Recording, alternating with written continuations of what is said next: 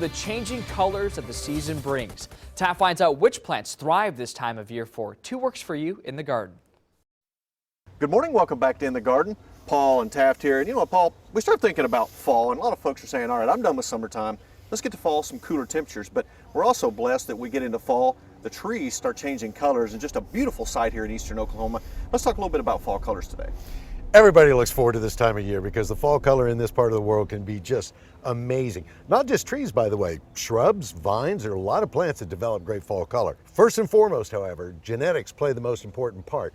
The plant has to be genetically hardwired to produce the color. Okay. So there are some, even some of the most beautiful oaks in this area, bleh, fall color. I mean, you know, pin oaks, they go brown, that's it. But there are those, the Shumart, the Nuttall, lots of different trees that produce great color. Other factors, weather, okay? Yeah. So plenty of soil moisture, you know, plenty of rain in summer going into fall is gonna help that fall color peak. Cool temperatures, but not freezing. If it goes below freezing, then that'll end the whole process. But basically what it's all about are pigments. Okay. So the green that you see throughout most of the growing season, that's chlorophyll. When the day length starts to change a little bit, the chlorophyll kind of disappears and other pigments that are responsible for yellow, orange, red, all those beautiful, even purple, they begin to show themselves. So that's the process. I could go into the technical side of it, but I think we'd lose our audience in a hurry. And a lot of times when we also talk about, you know, the color, a lot of times in the city, we talked about this before, in the city you're gonna get those vibrant colors because a lot of folks are watering their plants, watering their trees. But it's usually when you get out in the country and you get maybe in southeast Oklahoma and we see some of those big colors, that's when we know that we've had some really good rains during the summer season. Right, and we certainly have. I mean, we have. really have seen some spectacular color. Here in Tulsa, you know, we're still we're starting to see it. One of my favorites, the ginkgo, is really going that magnificent electric yellow. And then right here behind us, we've got the coral bark maple, the Japanese maple, that's starting to color up beautifully. And the Chinese pistache, completely different color. Because it's got the different pigments in the leaf. But you can see the lower part is still nice and green, and as you go up the tree, you get that beautiful purpley red. And it's just, you know, one of the vines in particular that produces some of the best color? What's that? Poison ivy. Oh, great, yeah. Nice. Oh, and another one, Virginia creeper, one of your favorites. Oh, yeah, one of the ones I hate. You're allergic to allergic both to of that. them. Yes, I am.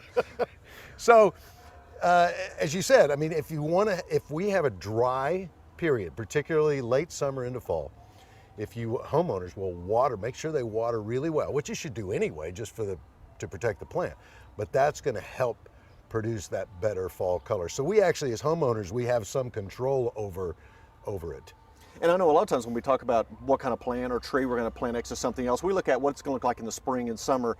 But we can also determine what those colors are going to be during the fall. So if we put two of them together, it's not only going to look good during the warm season, but it's also going to look good during the fall as those match up with each other. Well, and if I may sound a little self-serving, it's also a great time to come, because it's a great time to plant trees and shrubs, it's a great time to shop because then you get to see that fall color. If you're buying it in the green phase in spring, for instance, then you're not really going to see what's going to happen.